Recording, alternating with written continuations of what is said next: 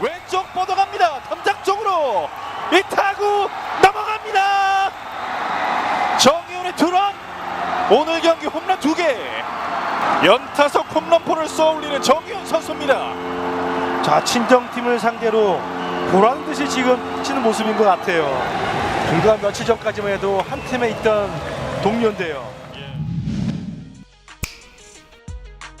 정희훈 선수는 어린 시절부터 야구와 가까이 지냈습니다. 그의 아버지는 1980년대 롯데자이언츠에서 활약했던 정인교 선수였기에 자연스럽게 사직구장을 드나들며 일찍이 야구 선수의 꿈을 키울 수 있었죠. 본격적으로 선수의 길을 택한 것은 중학교에 진학한 이후였습니다. 그 전까지는 취미로 야구를 즐기던 소년이었지만 초등학교 6학년 시절 사직구장을 훌쩍 넘어가는 홈런을 날리며 남다른 재능을 증명했습니다. 이윽고 부산고 시절 성남고의 박병호와 함께 고교 무대를 대표하는 오른손 거포 유망주로 주목받았습니다. 말로 상황에서조차 두 차례 고의 사고를 얻을 정도로 상대 투수들에게는 손댈 수 없는 타자였죠. 이러한 압도적인 활약 덕분에 훗날 2016년 황금사자기 70년 기념 올스타에도 이름을 올리게 됩니다. 부산에서 자라며 롯데자이언츠를 응원했던 정희훈은 당연히 롯데에서의 지명을 기대했습니다. 그러나 자이언츠는 2차 라운드까지도 그의 이름을 부르지 않았고 불안감이 커지던 순간 그의 스윙을 눈여겨봤던 LG 트윈스가 그를 지명했습니다. 비록 꿈에 그리던 팀은 아니었지만 정희훈의 프로 무대는 그렇게 LG 트윈스에서 시작되었습니다. 예상치 못한 시작이었지만 그를 향한 기대는 뜨거웠습니다. LG 트윈스 팬들은 마치 신화의 에릭을 닮은 외모에 잠실 거포 유망주라는 타이틀까지 얹으며 그의 성장을 바라봤습니다. 그리고 정희훈의 시작은 기대에 맞게 화려했습니다. 고졸 신인임에도 우익수 자리를 꿰차고 간간히 3번 타자로 나서며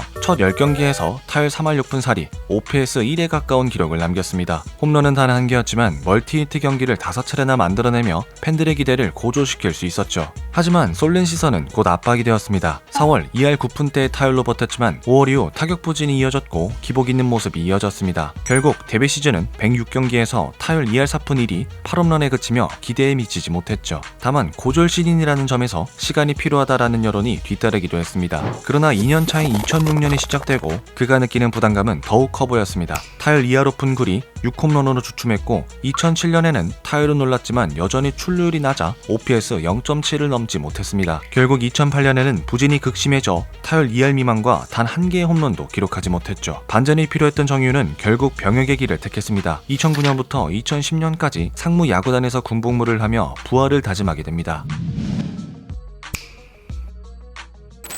정희훈은 상무야구단에서 2010 시즌 96경기를 출전해 3할 4푼 6리의 타율과 14개의 홈런을 때려내며 서서히 타격감을 찾아갔습니다. 상무 제대 후 2010년 11월 플로리다 마무리 캠프에 참가한 정희훈은 훈련을 통해 달라진 모습을 선보였습니다. 우연히 그의 배팅을 본 메이저리그의 레전드 타자 켄 그리피 시니어는 그를 보고 젊은 시절의 호세 칸세코가 연상된다. 그의 스윙은 빠르고 파워가 넘친다 라고 말하기도 했죠. 더군다나 LG는 당시 가을야구 입성에 번번이 실패하며 암흑기를 보내고 있었기에 거포의 등장 이 절실했습니다. 이런 상황 속에서 당시 LG의 감독이었던 박종훈 감독은 그에게 다시 한번 기회를 주게 됩니다. 2011 시즌 개막부터 주전 우익수로 출전했고 개막 후 두 번째 경기인 4월 3일 두산전에서 데뷔 후 첫 4안타를 때려내며 기대를 불러모았죠. 그러나 다시 한번 그에게 부담감이 찾아온 탓인지 그 페이스를 끌고 가지 못했습니다. 타율은 점점 낮아졌고 무엇보다 장타의 개수가 현저히 적었습니다. 그해 총 93경기를 출전하여 2할 5푼 6리의 타율을 기록했고 기록한 홈런은 단 1개도 없었습니다. 2루타 9개를 끝으로 장타 개수가 한 자릿수에 머물렀죠. 이때의 정희훈은 LG 트윈스의 게르크 자체였습니다. 타격감 부진으로 2군으로 내려가면 2군에서 폭발적인 모습을 보여주었고 그로 인해 쉽사리 기대감을 저버릴 수 없었습니다. 이후 2012년과 2013년 그리고 2014년까지 이 양상은 계속됐습니다. 정희훈은 1군과 2군을 오갔고 2012년과 2013년에는 각각 2할 8푼 3리 그리고 2할 7푼 1리의 타율을 기록했지만 출루율은 여전히 낮았으며 장타 개수도 적었고 외야 포지션에서 보여주는 수비도 평균 이하였습니다. 비록 2013년엔 4번 타자의 역할을 받았고 데뷔 첫 100안타를 때려내며 활약을 보이는 듯했으나 가장 타고 투자의 양상이 심했던 2014년 시즌 다시 그의 부진이 시작되자 팬들의 인내심은 점점 고갈되고 있었습니다. 또한 부진의 시간이 길어지자 정희훈 선수의 체력과 정신적인 멘탈도 약해지는 듯 보였죠. 그런데 2015년 7월 24일 정유현 선수의 생일 전날 그의 야구 인생에서 가장 중요한 전환점이 찾아옵니다. 바로 트레이드 소식이었죠. LG와 SK는 3대3 트레이드를 단행했고 이로써 정유현 선수는 인천으로 향하게 되었습니다. SK는 2015년 서서히 승률을 끌어올리며 가을 야구에 도전하고 있었고 당시 구단 관계자는 그동안의 취약점으로 거론됐던 우타거프와 자완 불펜 투수를 동시에 보강하여 팀 전력을 강화시키기 위해 이번 트레이드를 추진했다 라고 설명했습니다. SK가 정유현 선수에게 기대했던 부분은 관계자의 말처럼 거포였습니다. LG 입단 당시에도 똑같이 거포의 모습을 기대했지만 지난 7시즌 동안 단 한 번도 두 자릿수 홈런을 때려낸 적이 없기에 다소 의아스러운 반응을 자아내기도 했죠. 보통 트레이드 소식을 들은 선수는 팀으로부터 버림받았다는 생각에 좌절하거나 슬퍼하지만 정유현 선수의 생각은 달랐습니다. 그는 이적 당시 인터뷰를 통해 아쉽긴 하지만 소식을 들으니 좋다. 빨리 SK에 적응해서 잘해야겠다는 생각이 든다. 솔직히 LG에서 잘하고 싶었다. 그러지 못해서 아쉽고 이왕 나왔으니 SK에서 잘하겠다 라고 말하며 그동안 애증의 존재로 남았던 10년간의 LG 생활을 마무리 지었습니다. 그렇게 비룡구단에 합류한 정유현 선수는 당시 SK의 사령탑이었던 김용희 감독 아래서 보다 편하고 많은 기회를 받을 수 있었습니다. 그리고 그 기회 속에서 정유현은 모두가 놀랄만한 반전을 만들어냈죠. 2015년 그의 LG에서는 32경기에서 단 한 개의 홈런도 때려내지 못했지만 이적 후 4경기 만에 3런 홈런을 때려냈고 확연히 달라진 모습을 나타냈습니다. 특히 8월 13일 친정팀인 LG를 만나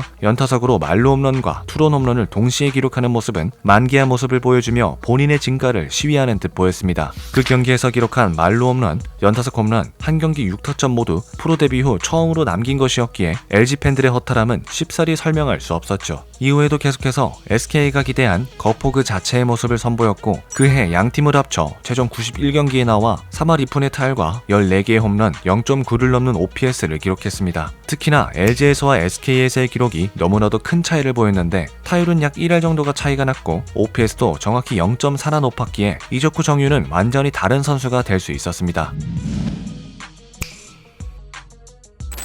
이렇게 큰 변화를 보인 이유는 무엇일까요? 몇 가지 이유가 있지만 크게 3가지로 나타낼 수 있습니다. 첫 번째는 정경배 타격 코치와의 만남입니다. 정유현 선수는 인터뷰를 통해 무엇보다 정경배 타격 코치님과 잘 맞는다. 코치님과 대화를 굉장히 많이 하는데 그러면서 방망이 무게와 인치도 늘렸고 타격폼도 조금 바꿨다 라고 말하며 그와의 시너지를 자랑했습니다. 실제로 LG 시절 별뜻 없이 33.5인치 880g의 배트를 사용했던 정유현은 타격 코치의 조언으로 44인치 900g의 배트를 사용하기 시작했습니다. 미세한 차이처럼 보여도 이는 정유현의 스윙과 좋은 궁합으로 이어졌죠. 또한 타격 시 손을 약간 내리고 타이밍을 길게 가져가라 라는 조언이 잘 맞아떨어져 의도한 것은 아니지만 팀의 홈런 타자 최정과 유사한 타격폼을 형성했고 그로 인해 장타결 수를 늘릴 수 있었습니다. 두 번째는 바로 구장입니다. 대부분의 LG 출신 타자들이 이적 후 좋은 모습을 보였던 이유 중 대표적인 사항인데 잠실구장과 문학구장은 좌우 그리고 중간 펜스가 모두 5m나 차이가 났기에 타자로서는 타석에서의 마음가짐이 다를 수밖에 없었습니다. 정유현 선수 또한 훗날 이를 직접 거론하며 문학구장에서는 보다 자신만의 스윙을 하는데 편하다고 밝혔습니다. 그리고 마지막으로는 느껴지는 부담감의 차이입니다. LG 시절 그의 부진은 부담감을 이겨내지 못한 것이 가장 큰 요인으로 다가왔기에 SK는 그에게 편안함을 심어주는데 공을 들였습니다. 당시 그의 인터뷰에 따르면 심적인 면을 비롯한 모든 면에서 감독님께서 굉장히 편하게 해주신다. 덕분에 야구의 흥미를 다시 되찾았고 즐기면서 경기에 임할 수 있었다 라고 말하기도 했죠. 이적 후 정유현 선수의 활약으로 인해 SK는 와일드카드 티켓을 따낼 수 있었고 또한 유니폼 판매에서도 정유현 마킹이 품절되기도 하는 등 빠른 시간에 팀의 주력 타자로 자리매김했습니다.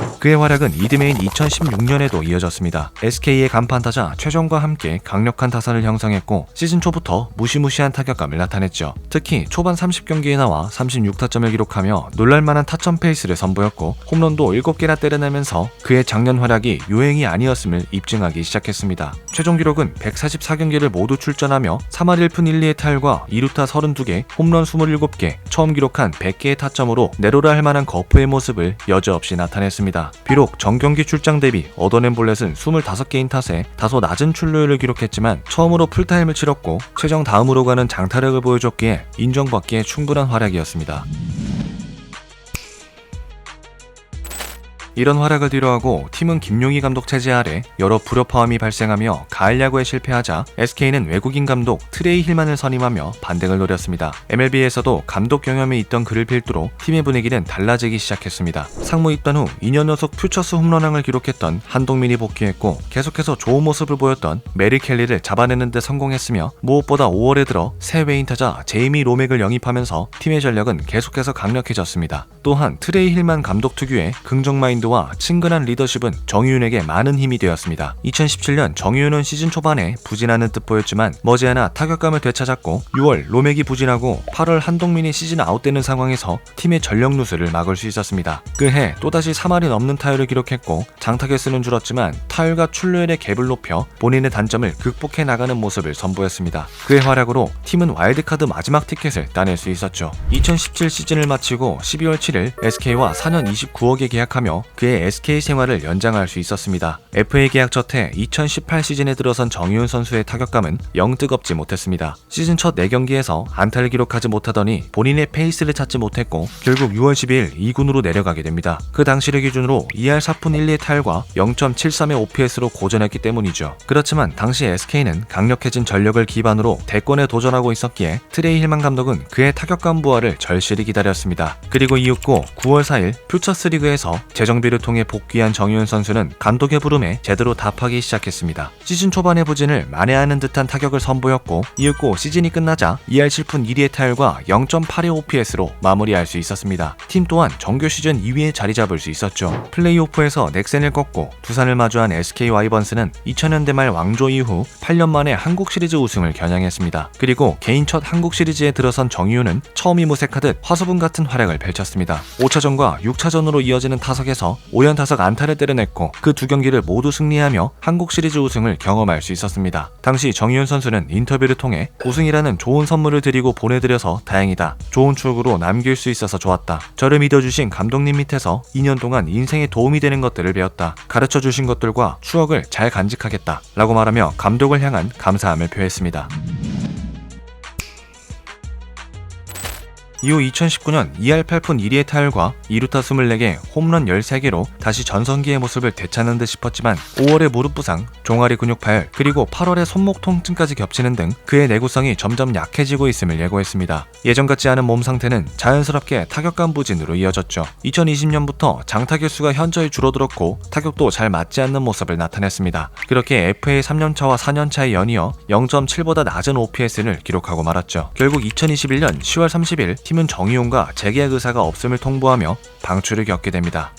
고교 시절 누구보다도 빛났던 거포 유망주였지만 부담감을 이겨내지 못하며 30살이 되도록 날개를 펼치지 못했던 정유윤 선수. 그러나 이적 후 본인에게 주어진 기회를 살리며 화려하게 만개하는 모습은 많은 이들에게 울림을 주었습니다. 누구보다 야구를 사랑했던 그였기에 앞으로 진행될 두 번째 야구 인생에도 화려함과 행복함이 가득하길 바라며 오늘의 이야기를 마치겠습니다. 계속해서 재미있는 이야기로 찾아오겠습니다. 감사합니다.